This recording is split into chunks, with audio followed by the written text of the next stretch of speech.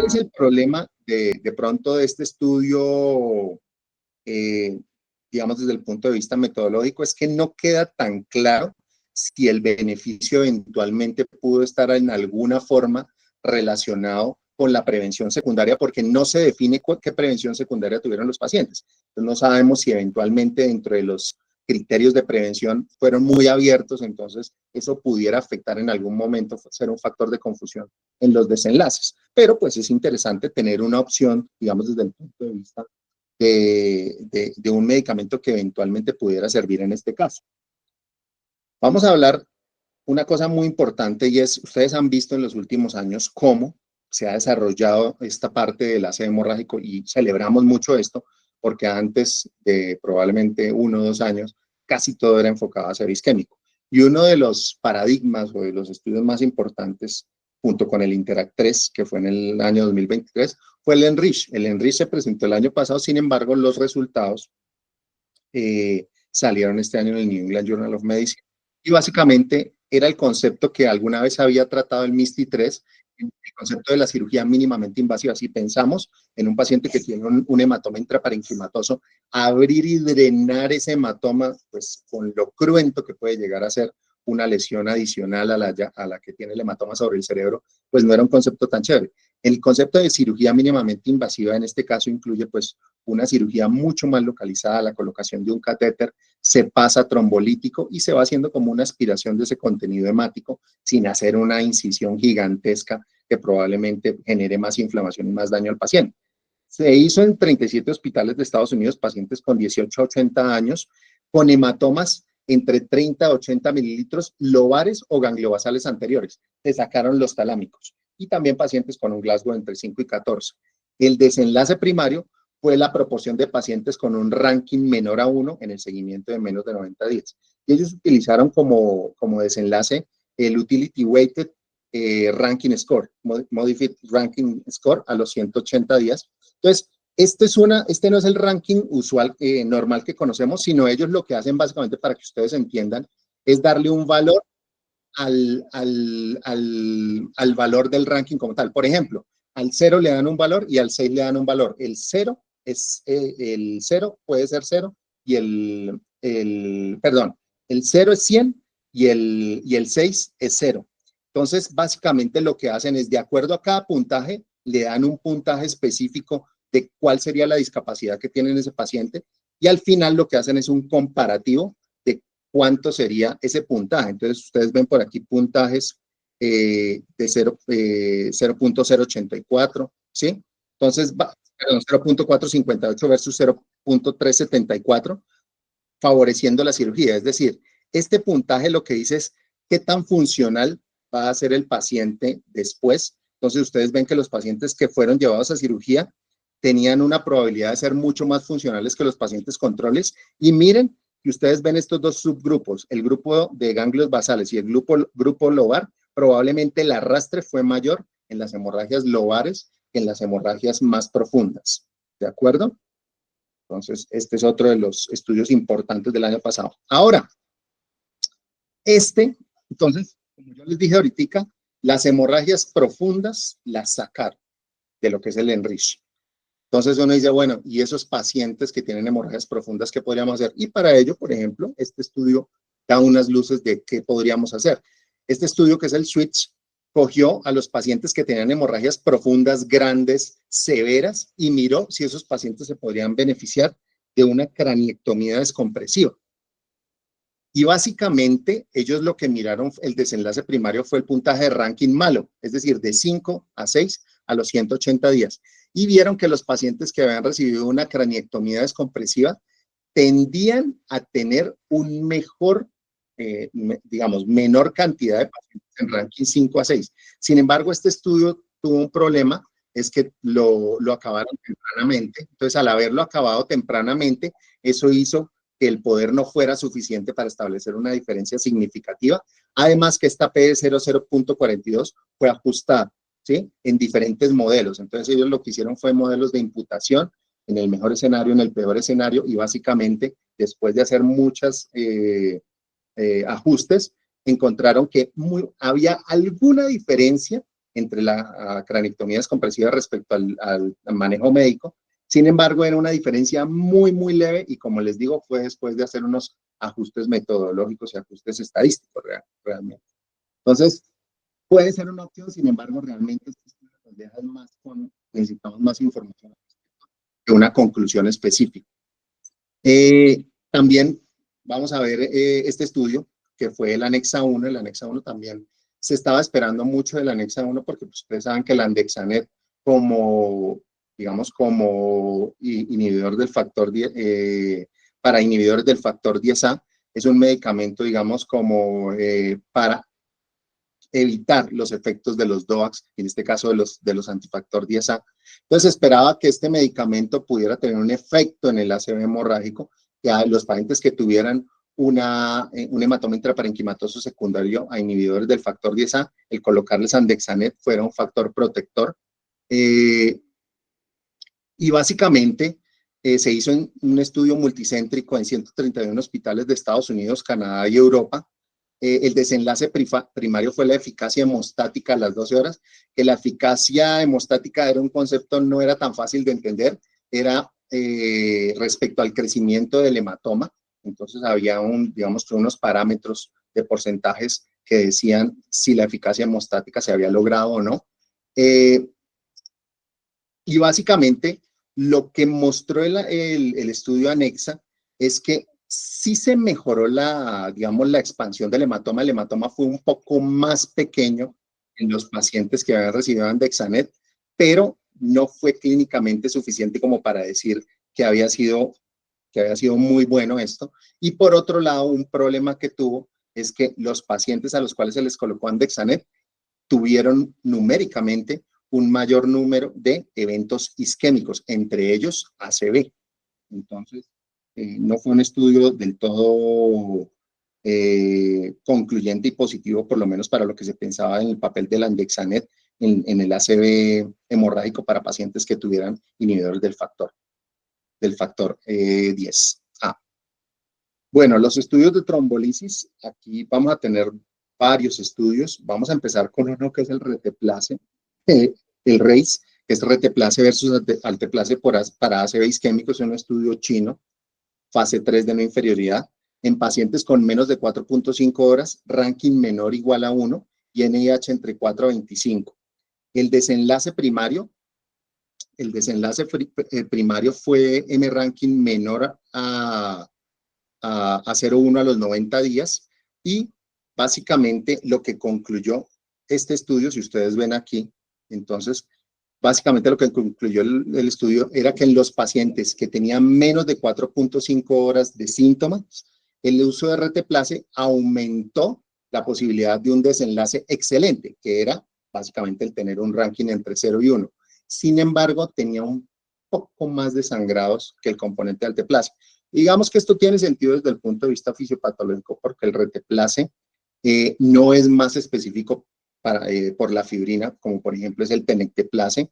Entonces, al ser un poco menos específico por la fibrina que el Alteplace, potencialmente esto puede generar en mayor probabilidad de sangrados y eventualmente esto fue lo que se vio en los números. Es decir, es un medicamento que puede aumentar la probabilidad de un desenlace excelente, pero puede aumentar por este resultado de este estudio, puede aumentar eventualmente los sangrados que se pueden presentar. Entonces, yo creo que se está vendiendo es como una opción al Alteplace, sin embargo, ya teniendo en cuenta todo lo que ha avanzado el Tenecteplace, difícilmente uno puede decir que, por ejemplo, vaya a ser mejor el Reteplace en este caso que Tenecteplace y hasta el momento no tenemos estudios comparándolos cabeza a cabeza. Este es otro estudio bien interesante que es el TEMPO 2. El estudio TEMPO 2 básicamente lo que es un estudio multicéntrico y es Tenecteplace versus manejo estándar para ACVs menores, pero que tuvieran una oclusión intracraneal o que tuvieran un déficit de perfusión. Fue hecho en 48 hospitales en Canadá, Europa, Brasil y Australia, y Singapur, Brasil, Australia y Singapur, con pacientes con NIH de 0 a 5, como dijimos, que tuvieran una oclusión intracraneana demostrada o que cuando nosotros hiciéramos el estudio de perfusión, se vieran alteraciones de perfusión en el territorio que se sospechara que estuviera alterado. El desenlace primario fue la vuelta al ranking premórbido, y el TEMPO 2 básicamente lo que mostró era que los pacientes podrían tener un mejor desenlace también, y las complicaciones hemorrágicas no eran tan diferentes, digámoslo así. La tasa de recanalización con el TNK fue 48%, y estudios previos como el Endolow mostraron resultados que eran diferentes a lo que se encontró en este, que fue el TEMPO 2. Otro estudio importante fue el estudio TASTE. Básicamente el estudio TASTE fue de 680 pacientes. Fue un estudio de no inferioridad en 35 hospitales en Canadá, Europa, Australia, Reino Unido, Nueva Zelanda y Taiwán. Pacientes de 18 años con menos de 4.5 horas que tuvieran un core de menos de 70 centímetros, un mismatch de 1.8 y una diferencia absoluta de 15 cc. Ahora, resulta que algunos de los países tenían otro software diferente a Rapid. De hecho, la mayor parte de los países tenían otro software que se llama MISTAR, entonces los criterios variaban un poquito entre uno y otro, y las intervenciones fueron dar tenecteplase 0.25 miligramos por kilo y alteplase a la dosis usual que todos conocemos. Fue un estudio de no inferioridad que se alcanzó en el análisis por protocolo. Sin embargo, no se logró en la parte del intention to treat. Muy bien. Este es otro estudio que es el estudio Original, que básicamente también comparó tenecteplase con alteplase, y fue un estudio chino con pacientes mayores de 18 años con ACV menos de 4.5 horas y NIH entre 1 y 25 y sintomáticos al menos 30 minutos. Miren que eran pacientes, básicamente los criterios normales que uno utiliza con el alteplase, y con un desenlace primario de ranking de 0,1 a los 90 días. Básicamente, este estudio mostró una no inferioridad del tenecteplase respecto al alteplase con un perfil de seguridad parecido. Sin embargo, ustedes, digamos, han visto, y una de las cosas que tengo en la carpeta que les voy a compartir, es estudios de metaanálisis que ayudan a entender cómo muy probablemente, y de hecho ya lo estamos haciendo, el tenecteplase probablemente va a ser la molécula que se va a imponer sobre el alteplase por esa mayor afinidad, por la mayor selectividad por la fibrina, por esa mayor facilidad de colocación también.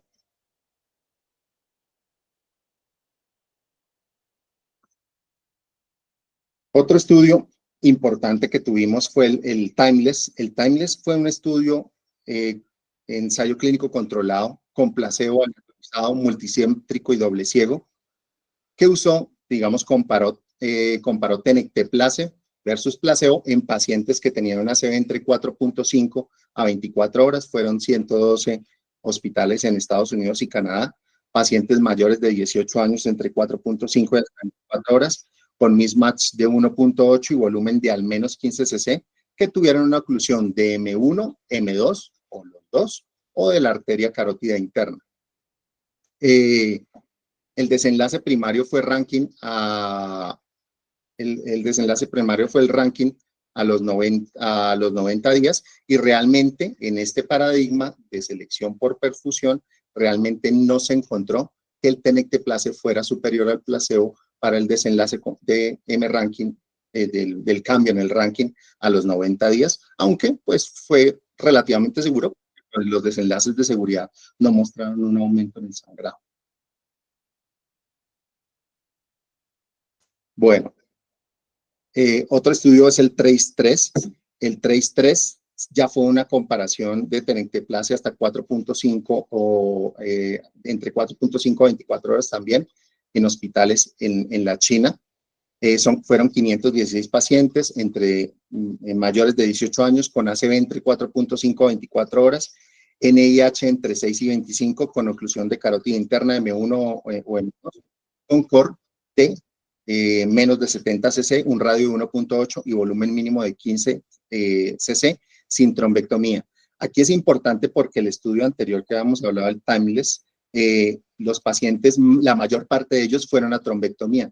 En estos no, en estos eran pacientes que la mayor parte de ellos no fueron a trombectomía. Entonces, en el anterior no se encontró una diferencia importante, ¿sí? Pero en este, que los pacientes no fueron llevados a trombectomía, es decir, que no tenían realmente otra opción, resultó en una menor discapacidad con similar supervivencia y aumento, eso sí, de la tasa de hemorragia intracraneal. Es decir, si hacemos una recapitulación, podemos ver que estos pacientes que no tienen otra opción, por ejemplo, que no tienen la opción de ser llevados a trombectomía, probablemente el tenecteplase ayuda en que se pueda llegar a una menor discapacidad a los 90 días, en este caso un ranking de 0 y 1, sin embargo, aumentando las tasas de hemorragia intracraneal sintomática. Y aquí, antes de seguir, o bueno, siguiendo aquí con la presentación, quería mostrarles algunos de los artículos que también se publicaron en la Acta Neurológica Colombiana. Y esto lo hago por varias razones. Uno, para mostrar lo que se está haciendo también a nivel local, pero también a promover desde el Comité Vascular de la ACN la publicación Acta Neurológica Colombiana, que para quienes no lo sepan, a partir de este año también está en los índices de Scopus. Entonces, les voy a mostrar algunos artículos que se publicaron. Este es muy interesante, que publicó el grupo del doctor Claudio Jiménez y Neidy Zapa, que es residente en este momento de cardioinfantil, y es de los costos médicos directos de los pacientes con ataque cerebrovascular isquémico en un hospital público de Colombia, en este caso el Hospital Simón Bolívar. Ustedes pueden ver cómo el costo aquí, ustedes pueden ver cómo el ranking de los pacientes que recibieron terapias de reperfusión, pues esos pacientes se beneficiaron más de la terapia de reperfusión respecto a los que no tuvieron esa posibilidad.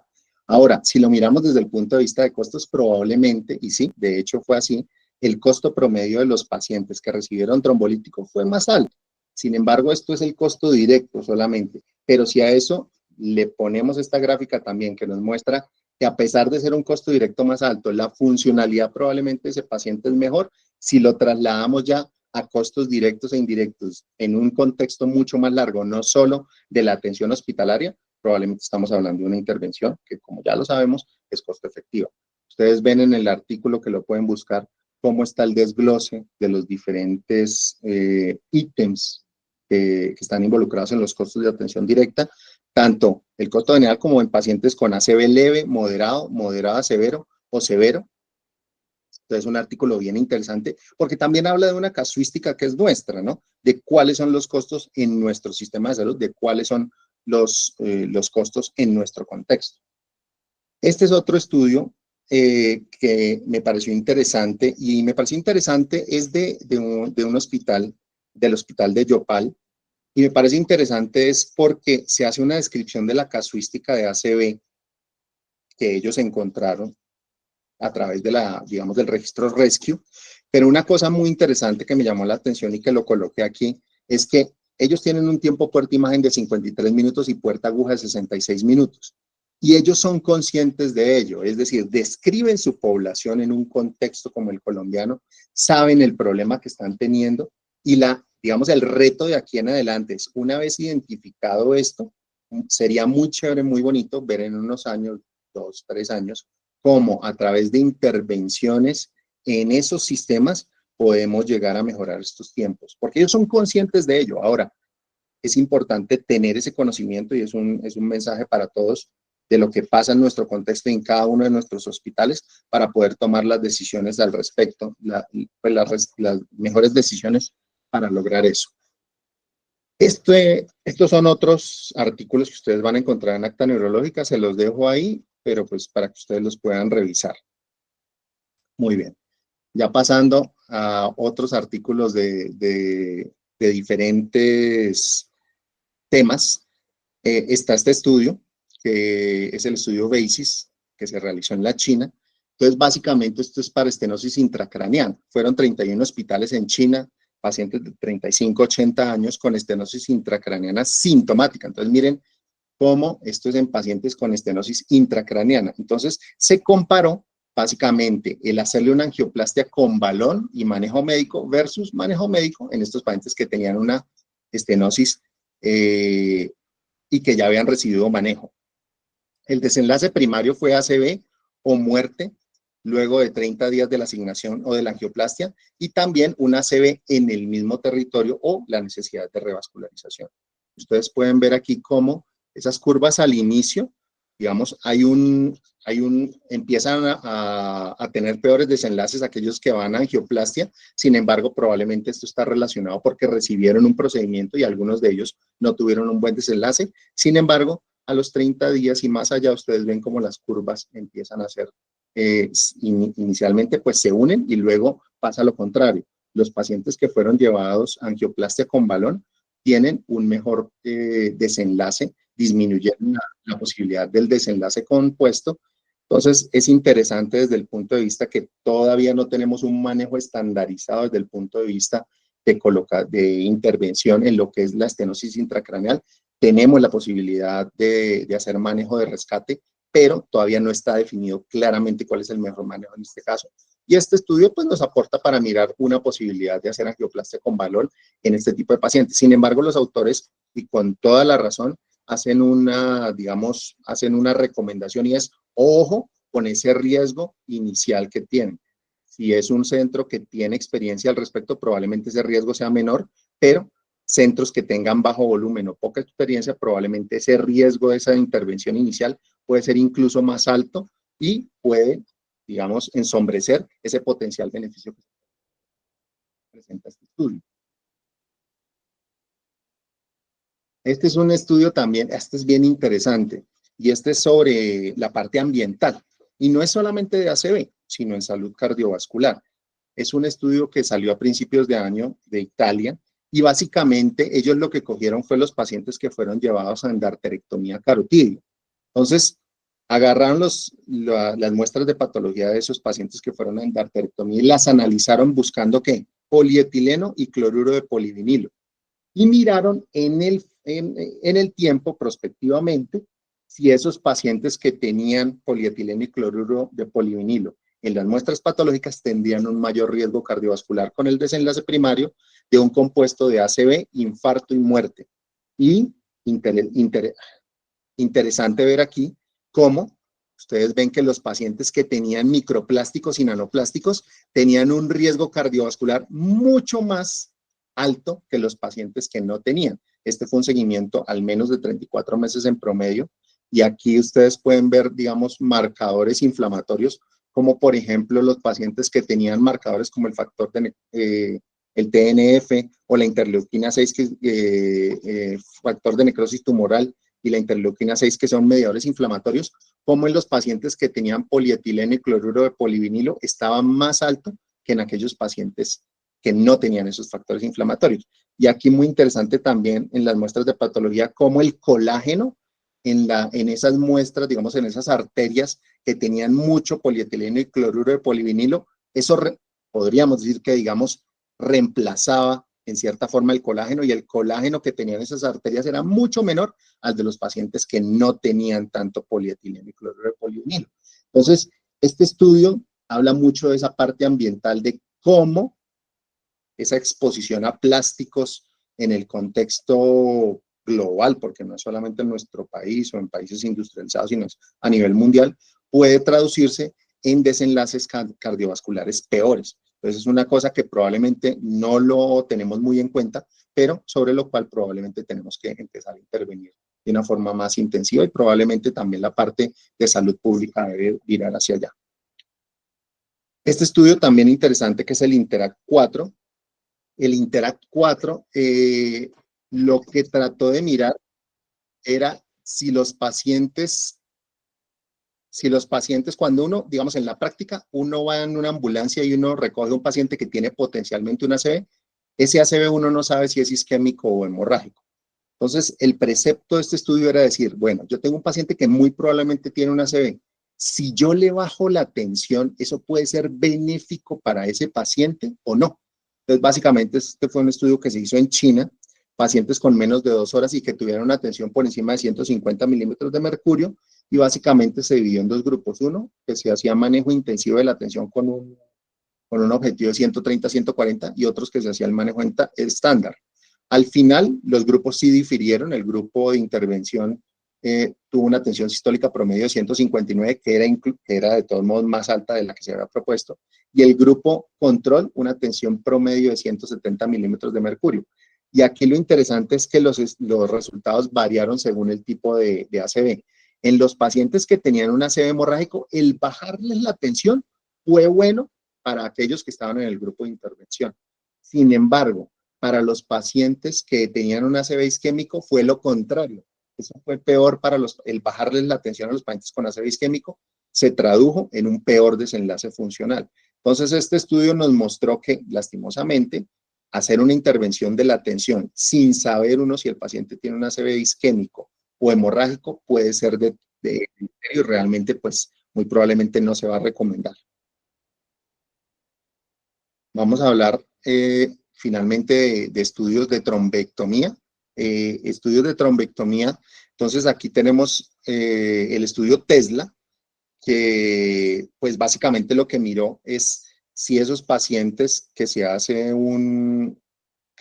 una, digamos, una selección del paciente para trombectomía con base en tomografía en las primeras 24 horas y con un aspecto entre 2 y 5, se beneficiaba de trombectomía o no. Y básicamente el estudio mostró que los pacientes llevados a trombectomía con este paradigma de seleccionarlos con un aspecto entre 2 y 5 con tomografía, no fue superior a los 90 días respecto a los pacientes que no fueron llevados a trombectomía. Sin embargo, una cosa que hablan los autores es que a pesar de no haber tenido un desenlace o, digamos, una mejoría estadísticamente significativa, queda la duda si eventualmente puede haber un beneficio y se habla que lo ideal es hacer estudios en el futuro que puedan discernir esta pregunta. Una limitación importante es que el efecto del tratamiento que ellos esperaban fue mucho menor al observado, lo cual llevó a que el estudio careciera del poder suficiente para mostrar diferencias estadísticamente significativas. El estudio LASTE, este estudio es interesante porque trató de mirar qué pasaba con los pacientes que tenían ACVs muy grandes, con aspects muy bajos. Entonces agarraron un grupo entre 0 y 5 y miraron si estos pacientes se beneficiaban de llevarlos a trombectomía. Tuvo un problema y es que este estudio, el desenlace primario fue el ranking a los 90 días, pero lo terminaron prematuramente por razones éticas, luego de que salieran estudios que apoyaban que era mejor hacer la trombectomía en aspects bajos. Ahora, una cosa interesante de este estudio, y es lo que quiero resaltar aquí, es probablemente, digamos, eh, probablemente estos pacientes sí les fue mejor cuando se intervinieron, a pesar de haber sido terminado prematuramente el estudio, les fue mejor a los pacientes que fueron intervenidos, y esto tiene lógica, porque eran aspectos tan bajos, ACVs tan grandes, que muy probablemente si esos pacientes no los intervenían y no les hacían craniotomía, por ejemplo, muchos de ellos iban a morir. Entonces, eso sí se tradujo en que, por ejemplo, la media del ranking en el grupo control fue de 6, es decir, la mayor parte estaban muertos. Mientras que en el grupo de trombectomía fue un ranking de 4. Ahora, aquí viene la pregunta que muchos se pueden estar haciendo y es, ¿un paciente sacarlo, dejarlo muerto, llevarlo a 5 o 4 es significativo? Es difícil, es una cosa que no se puede discernir solamente por números, hay que tener en cuenta muchas otras consideraciones. Otra cosa es que, y la otra cosa importante que quería mostrarles es este estudio probablemente es el que más pacientes metió con aspectos súper bajos, es decir, menores de 2. Y miren cómo en esos pacientes probablemente sí se benefician de hacerles trombectomía. Nuevamente, ojo, no quiero decir que es que todos los pacientes con 0 y 2 hay que llevarlos a trombectomía. ¿Por qué? Porque estamos dejando pacientes que normalmente iban a fallecer o que iban a quedar en un ranking 5 y los estamos pasando de 5 a 4. Y ahí la discusión de si esto es bueno o no es interesante. No les tengo una respuesta concreta, pero sí les puedo decir que este estudio probablemente es de los que más pacientes con un aspecto súper bajo ha metido y que en ese contexto, si lo miramos solamente cómo les fue en el desenlace de ranking, tenemos que decir que les fue mejor haciéndole la trombectomía que no haciendo. Este estudio, este estudio está derivado del Mr. Clean Lake. El Mr. Clean Lake se publicó hace unos 2 años, si no estoy mal, en los Países Bajos, y básicamente hizo un paradigma de selección de los pacientes que iban a terapia endovascular con el flujo colateral, el flujo de las colaterales.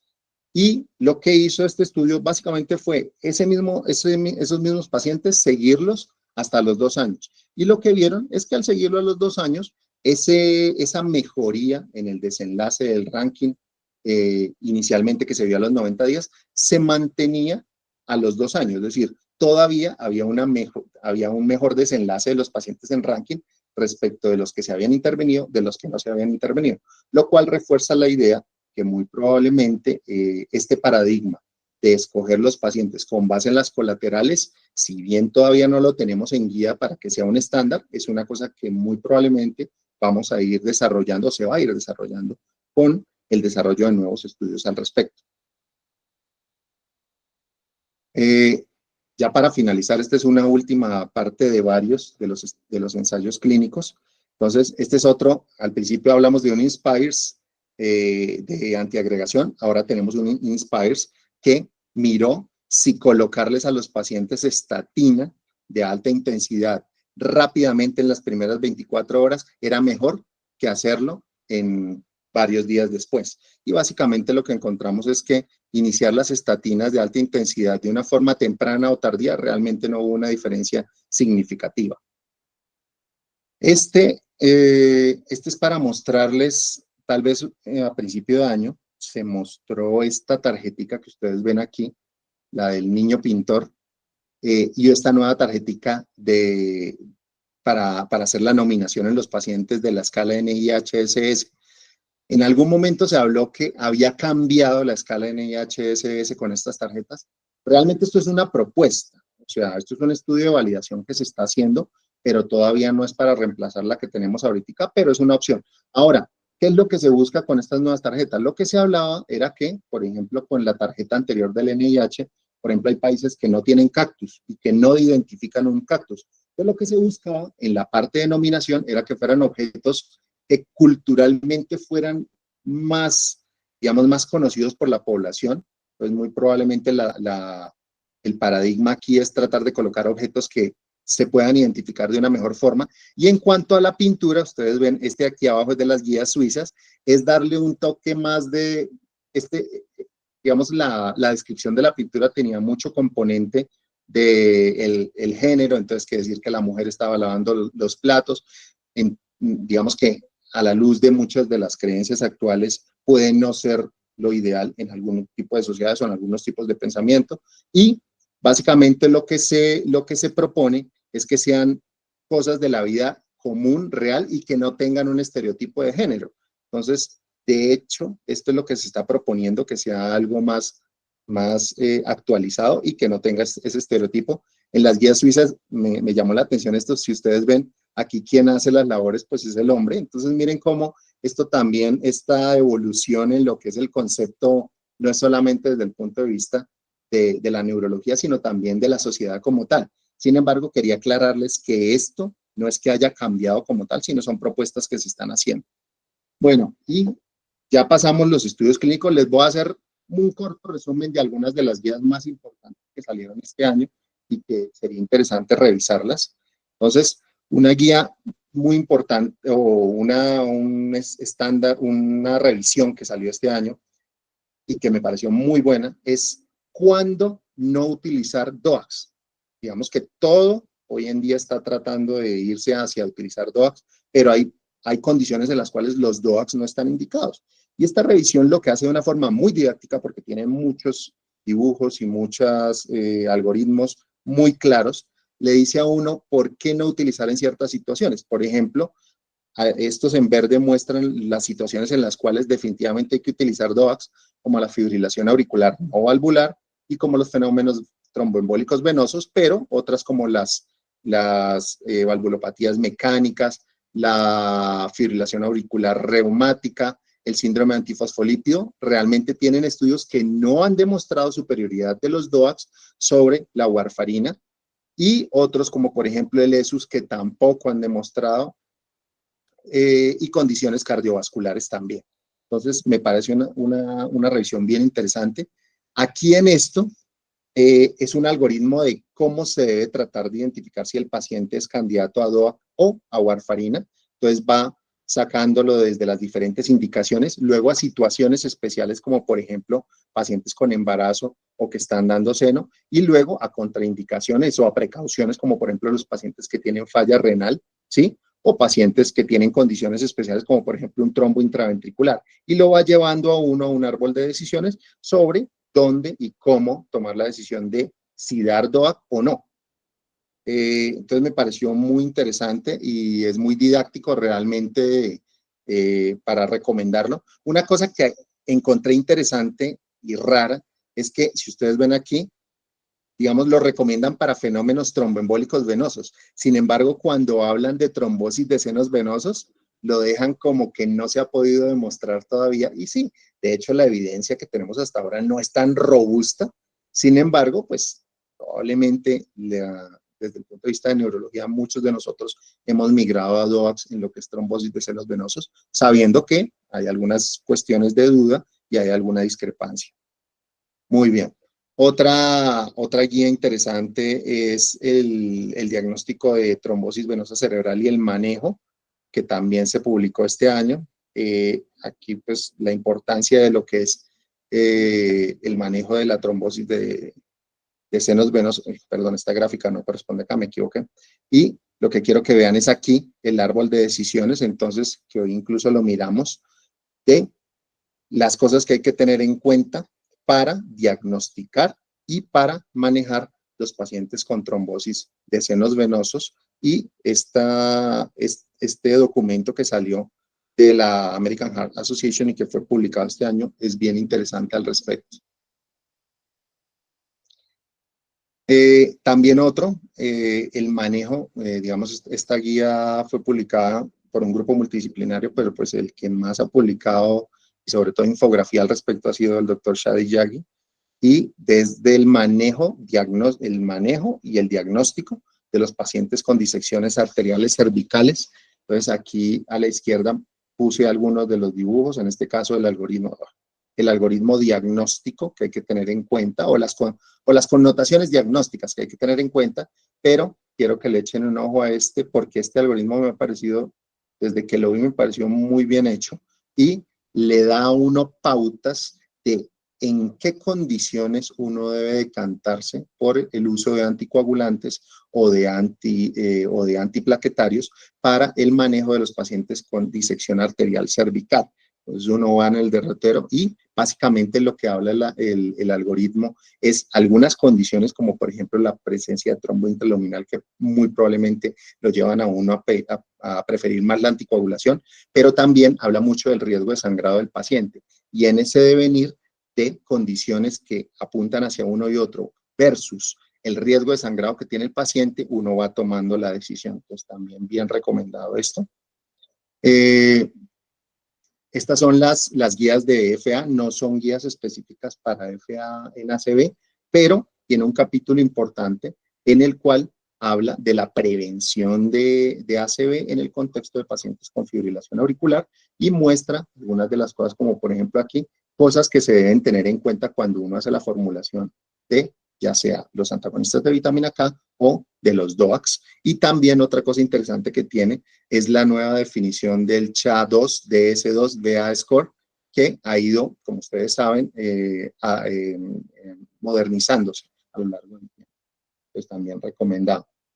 Esta que fue una de las guías que salió en el segundo semestre de 2024, que es la guía de prevención primaria, y esto es fundamental.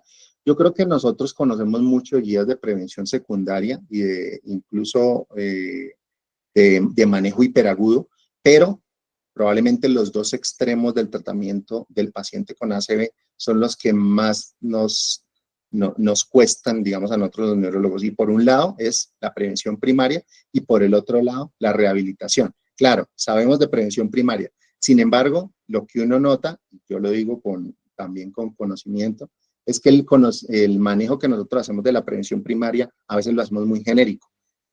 Conocer a profundidad esta prevención primaria yo creo que es fundamental para todos nosotros como neurólogos y no solamente centrarnos en lo que es prevención hiperaguda y prevención secundaria.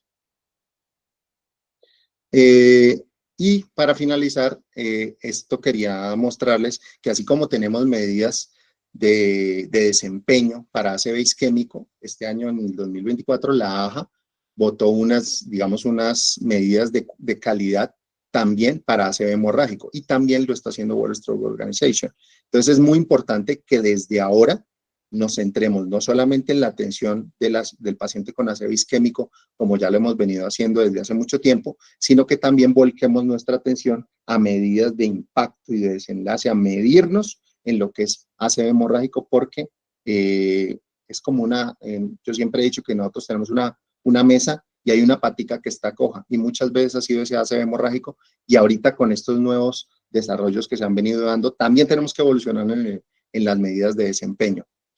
Este sí es el último, lo juro, es la clasificación de Plaque-Rats.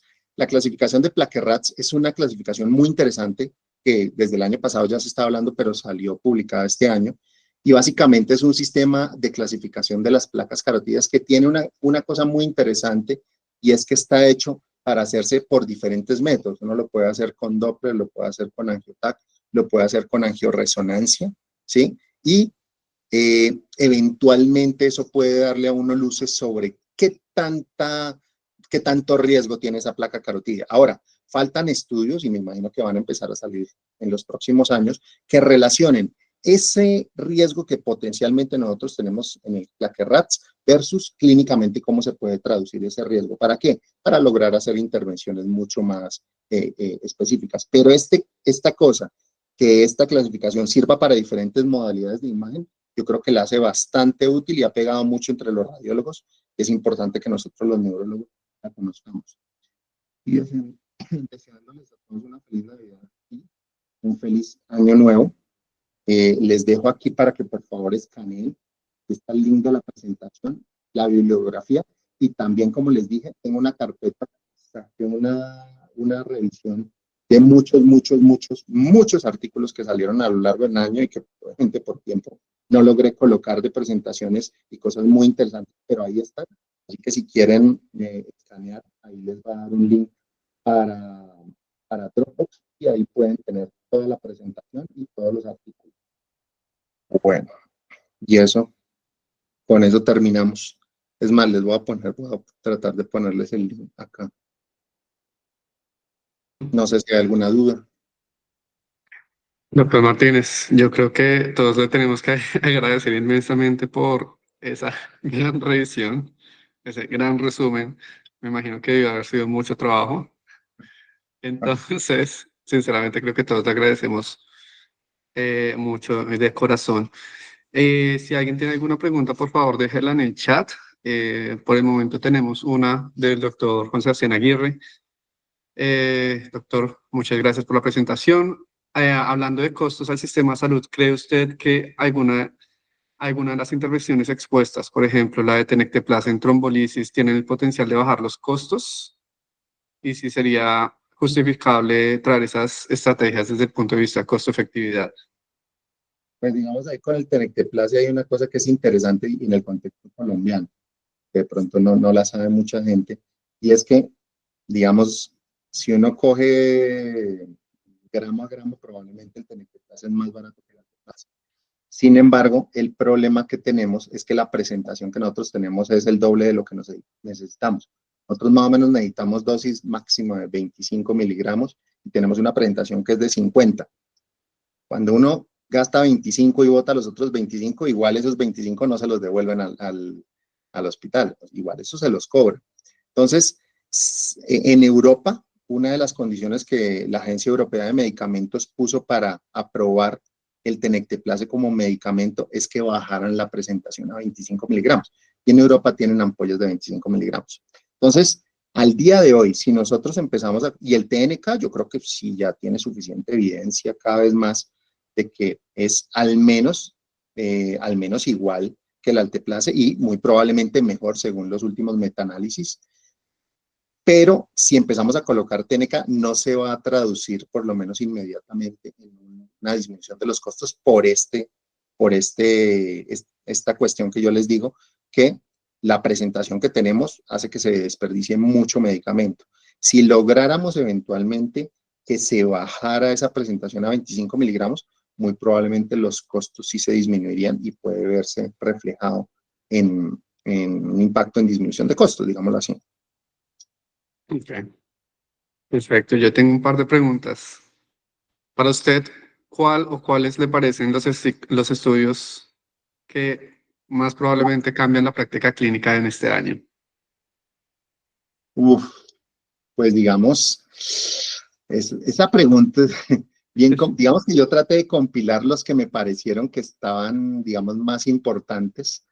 Es probable que los estudios de ácido hemorrágico, y en estos el ENRICH, sea uno de los que más cambia la práctica clínica. ¿Cuál es el problema todavía? Que es un estudio que en la práctica todavía no podemos aplicar directamente porque incluye unos catéteres, unas técnicas que no están del todo disponibles. Sin embargo, yo creo que a futuro, muy probablemente, y con el devenir de nuevos estudios, porque de ahí se van a pegar muchas cosas. Digamos que el MISTI-3 trató de hacerlo, pero no lo logró. El ENRICH dio cuenta de que muy probablemente la cirugía mínimamente invasiva es una puerta de entrada a mejoría en los pacientes. Entonces, yo sí creo que a mediano plazo va a ser uno de los estudios que va a cambiar, digamos, la práctica clínica. Otros estudios interesantes, digamos que cambian la práctica clínica, aunque nosotros digamos que lo inferíamos, pero el hecho de tener la evidencia es, por ejemplo, el extender la antiagregación dual, no solamente a los ACVs menores, sino también a los moderados. Entonces el estudio ATAMIS eventualmente le da a uno la potestad de hacerlo en pacientes que tienen ACVs un poco más grandes y, digamos, ampliar ese espectro de la antiagregación dual, que muy probablemente los neurólogos vasculares decimos es mejor antiagregar dual que monoantiagregación, pero ya al tenerlo en un estudio que le va dando a uno cada vez más rango, ya no lo decimos solamente en ACV menor y IT de alto riesgo, sino también lo decimos en estenosis intracraneal mayor al 70%, y ahora lo decimos en ACVs moderados y hasta 72 horas, es decir, ir ampliando ese margen con evidencia, yo creo que también es importante. De acuerdo. Los que yo escogería. Los de TNK, muchos de ellos son buenos, digámoslo así. La cosa es que el TNK todavía está desarrollando los estudios ya en cuanto a metaanálisis, ya dan cuenta que muy probablemente es mejor el TNK que el alteplase y lo vamos a ir reemplazando si la parte administrativa la logramos solucionar, que es nuestro gran problema en muchas de las instituciones, pero si ustedes ven cada vez más estudios se votan hacia diversas indicaciones de TNK y ya el alteplase lo estamos dejando. Entonces, todos estos de TNK también van a futuro muy interesantes. El reteplase, digamos, me parece una opción, pero yo no creo que les vaya a pegar mucho por ahí porque tampoco mostró una superioridad absoluta como para decir, uy, vale la pena que nos pongamos a meterlo. Aparte de la cuestión de marketing, si alguien lo apalanca, pues saben que con el marketing se pueden hacer muchas cosas, ¿no? Pero desde el punto de vista de evidencia científica, yo creo que muy probablemente se van a ir hacia el TNK y no descarto, aunque no están por acá, que eventualmente salgan otros trombolíticos. De pronto se le dé otra oportunidad al desmoteplase, que es un trombolítico del cual se esperaba mucho y que hasta ahora no ha logrado tener los resultados que todos esperaríamos, pero quién quita que de pronto este sea un momento para también echarle gasolina a este. Okay. ¿Cree que necesitamos más estudios de TNK versus alteplasa? Yo creo que lo más probable es que no. Lo más probable es que ya uno con lo que hay es, pues ya uno puede decir que muy probablemente el TNK es superior. Bueno, no, hasta que no salga en guía no puedo decir específicamente, pero uno tiene la idea ya con lo que ha salido de metaanálisis y todo, que probablemente es mucho mejor el TNK. Y además, una de las cosas importantes también del TNK es la facilidad de colocación. Es que eso de colocarlo en una dosis única así fue, digamos, así fuera, vamos a decir que en el peor escenario es igual al alteplase. El solo hecho de colocarlo en una dosis única le ahorra a uno muchos contratiempos, la verdad, y disminuye los tiempos. Entonces, y esa es la razón por la cual todos los estudios son de no inferioridad, ¿no? Y no se está buscando superioridad. de acuerdo. Hay una pregunta adicional. Doctor Moreno, ¿qué piensa del inicio temprano de anticoagulación post-ACV con los resultados de Optimas y el Catalyst metaanálisis? Pues la verdad, cada vez el mundo está virando a iniciar más tempranamente la anticoagulación. Y con eso yo estoy también totalmente de acuerdo. O sea, obviamente hay que escoger las batallas que uno va a hacer, entonces hay que tener cuidado con los ACVs muy grandes, con los ACVs que tienen transformaciones hemorrágicas con efecto de masa, las pH2, ¿sí? Pero la mayor parte de los ACVs son los ACVs pequeños, leves a moderados, son el grueso. Si uno se pone en esa población, muy probablemente la anticoagulación temprana debe ser la regla en pacientes que tienen una FA o en pacientes que tienen una indicación clara. Okay. Yo le tengo otra pregunta. ¿Qué estudios cree que nos hacen falta basado en los resultados de lo de este año? ¿Qué estudios van a salir en los próximos años? Pues como dijimos ahorita, yo estoy seguro que aquí en adelante van a salir muchos estudios de hemorrágico. De aquí en adelante vamos a empezar a ver muchos estudios. Es probable que con esto del edarabone, y salió otro que ahora no recuerdo cuál era el otro medicamento, que han mostrado la posibilidad de neuroprotección. Yo creo que también vamos a empezar a ver más estudios de neuroprotección. Necesitamos estudios, digamos que se están abriendo puertas, ¿sí? En neuroprotección, en ACV hemorrágico, y yo creo que esa puerta abierta va a dar a que tengamos muchos más estudios en el futuro. Otro concepto que yo creo que no se ha cerrado es el de atriopatía. Se le ha recibido golpes, la atriopatía fue golpeada, digamos, pero hasta ahora todavía yo lo veo en gente como lo que pasaba con los estudios de foramen oval, que al principio no pegaban, o los estudios de trombectomía, que al principio no pegaban hasta que, ¡pah! ¿Sí? Hasta que ya se encuentra, bueno, cuál es la población y por ahí se va la cosa. Entonces yo sí pienso que puede tener también más estudios de atriopatía hacia el futuro. Y otra cosa que yo creo que nos falta todavía es, y que estamos en mora, es la parte de manejo prehospitalario, algo que podamos hacer y que sea efectivo a los pacientes y que se lo pueda colocar en el prehospitalario. Se han hecho muchos, el FASMAC, ¿sí? Con el magnesio, este estudio ahorita con el manejo de la presión, ¿sí? Hay muchas iniciativas, pero necesitamos algo que el paramédico o el médico que llegue a atender una CV diga, yo le coloco esto y estoy seguro que no le voy a hacer daño si es un hemorrágico y va a mejorar si es isquémico. A ese punto yo creo que también vamos a empezar a ver muchos estudios al respecto y que ojalá alguno de ellos pegue. Okay. Y le tengo otra pregunta. Qué pena por el bombardeo. Fresco, fresco. Sobre aspects bajo, que cree que ya podría empezar a volverse estándar de manejo aspects bajo. Y lo otro es más peso al aspects o más peso a la severidad de la hipodensidad. O intentar medir la hipodensidad y medir qué tan viable puede ser ese tejido. Bueno, ahí hay varias cosas. Uno, el aspects bajo no es lo mismo 0 que 5, ¿no? Eso creo que lo tenemos claro todos. Los aspects ultra bajos, eso es una discusión. Es decir, yo estoy seguro que intervenir un paciente probablemente sí es mejor el desenlace. Ahora, los desenlaces que podemos lograr son lo suficientemente buenos para justificar hacerlos en los pacientes, más allá de decir que sí le mejora.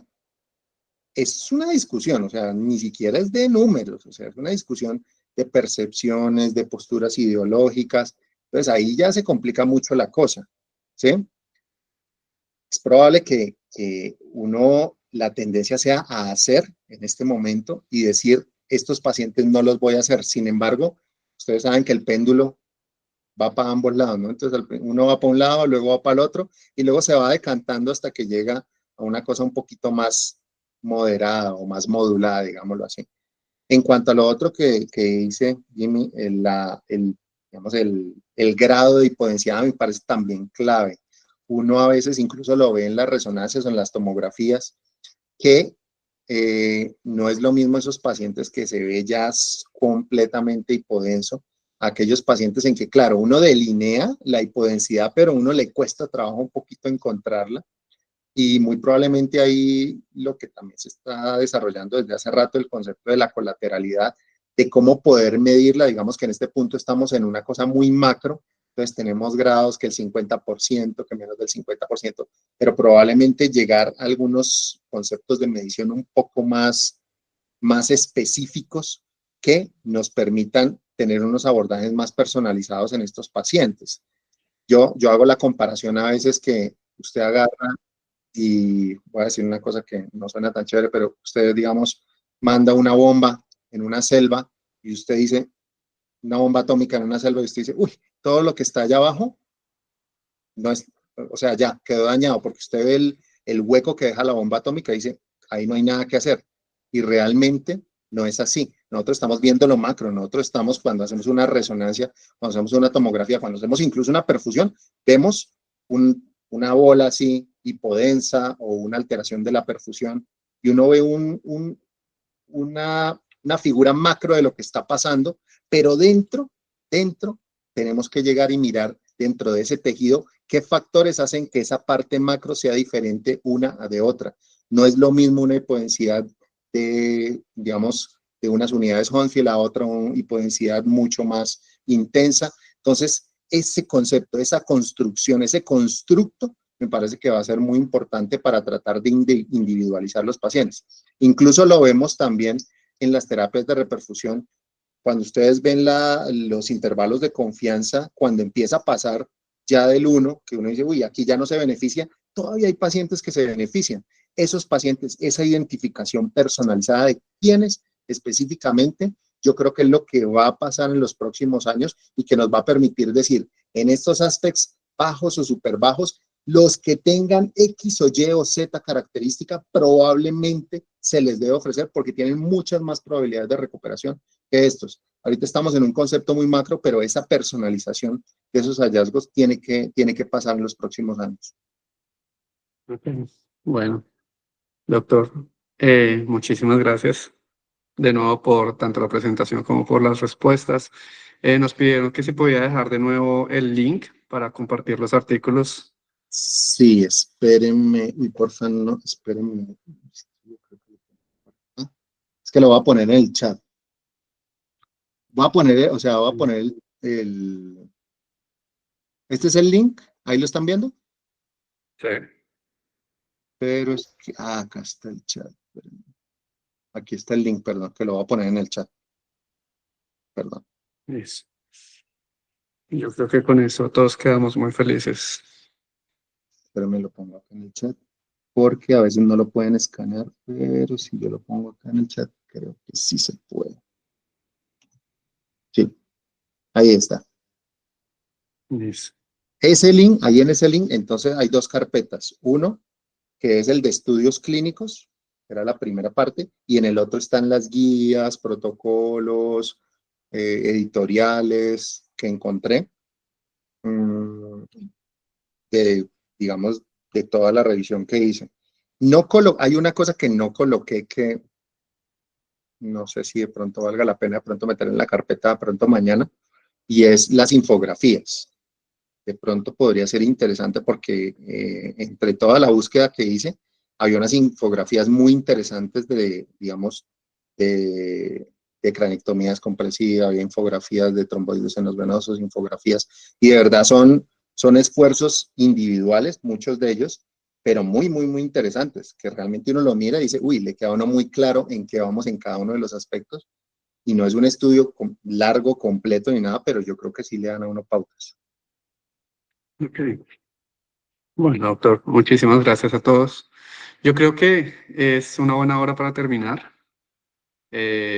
Muchas gracias a los asistentes por su atención. Doctor Martínez, de nuevo, muchas gracias de todo corazón. Bueno, no, Gracias por la invitación también y espero que pasen un muy feliz diciembre. con mucho gusto. Un abrazo a todos. Feliz Navidad, feliz año. Chao, que estén muy bien. Chao.